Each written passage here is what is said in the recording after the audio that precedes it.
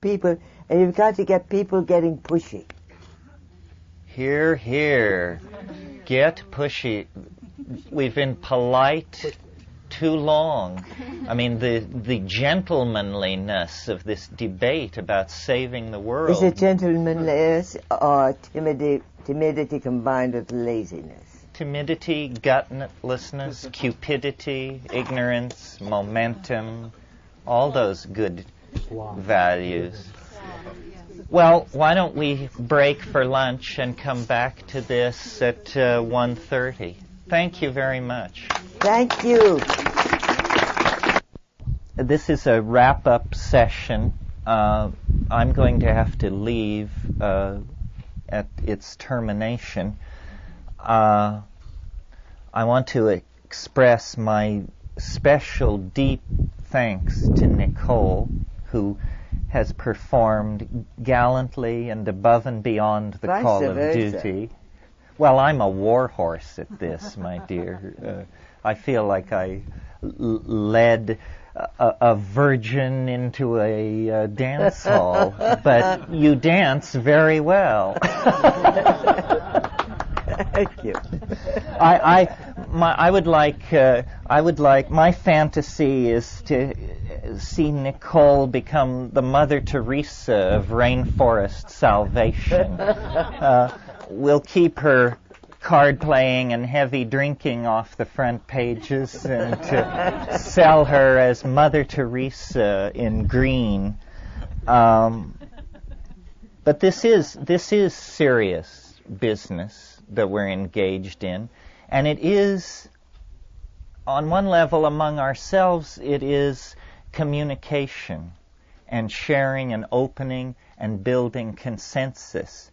But when we turn away from our family and out toward the uncomprehending or even hostile world outside, then it becomes propaganda. It becomes a struggle for the hearts and minds of people everywhere. And I think most people are with us. It's simply that they haven't had it explained to them in such a way that they were able to realize that. In other words, we're not out to convert anybody to anything. We're out to help people discover that they agreed with this point of view all along. It has to be so because, after all, we stand for something fairly simple and unambiguous. Life, survival, continuity, caring, relationship, feeling, joy. Who's going to vote against this if it's properly explained to them? So I view these things as consciousness-raising sessions in the old style, and hope that you will see it as more than even privately inspiring entertainment, but that you will go out and get these points of view to people, get these attitudes out, not unto the greater glory of Terence Mckenna or Nicole Maxwell or the Ojai Foundation, but because this needs to be said. It needs to be empowered. The first step towards solving any problem is an awareness that the problem exists. Now, we're all very tired of that because we've been suffering and agonizing over the problem of a dying earth, some of us for years.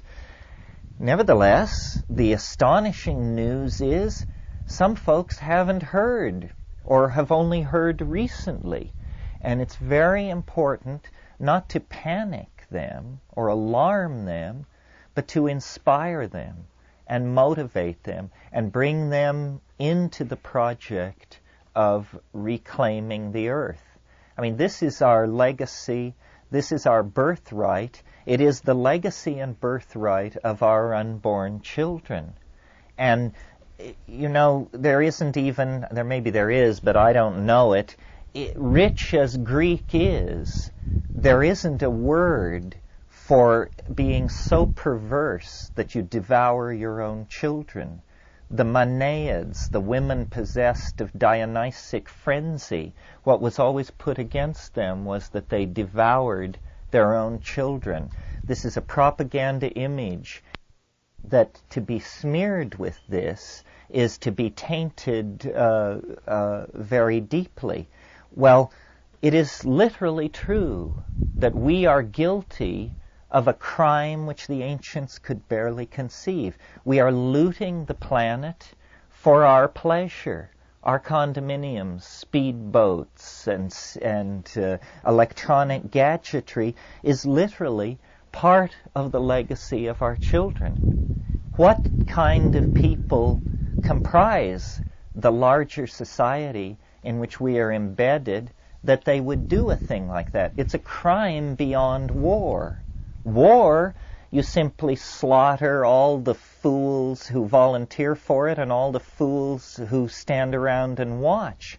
But to destroy the potential of a future for our children is a crime that boggles the mind. And this is the final stage of the dominator metaphor. When I picked up the New York Times a year ago and read that the United States State Department was advocating the spraying of aerial herbicides over the Waijaga Basin to eradicate coca, to me, it felt like a turning point, comparable to the assassination of John Kennedy or Pearl Harbor.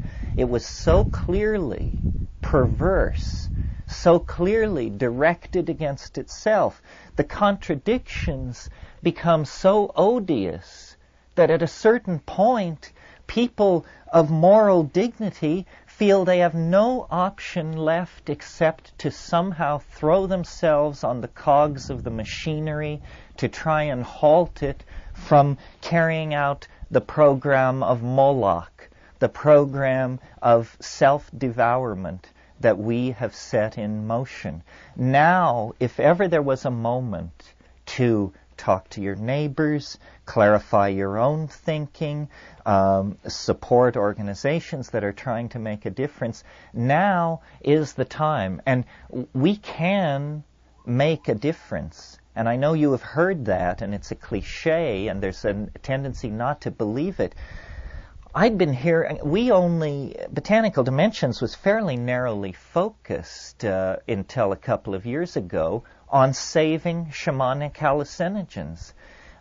Then, really through Kat's process, the need was felt to encompass this whole problem of destruction of the warm tropics. So I began writing letters to the UN and the IMF and the World Bank and all of these people, expecting to find a vast, well-funded edifice of typing pools and computer networks and people doing something.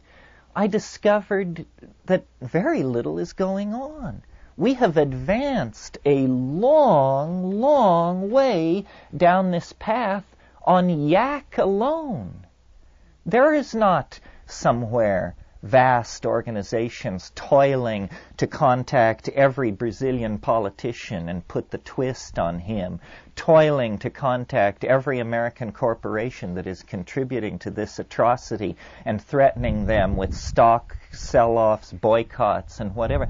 All the obvious things that you may think are being done, you may then dismiss by saying, well, I'm sure I shouldn't do that. Surely somewhere a staff of 50 is working on that problem.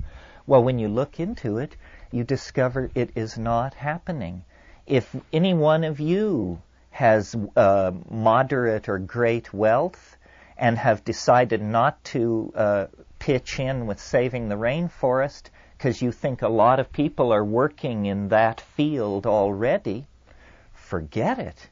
The number of people waving their arms about it is legion. The number of people who are actually attempting to halt it is countable on the fingers of two hands. So, and every issue, I think, is like this. The gas weapons, the fight against formula over breastfeeding, all of these organizations piddle along on peanuts, absolute peanuts. If someone were to give me or the Ojai Foundation $1 million and say, do your good work, word would get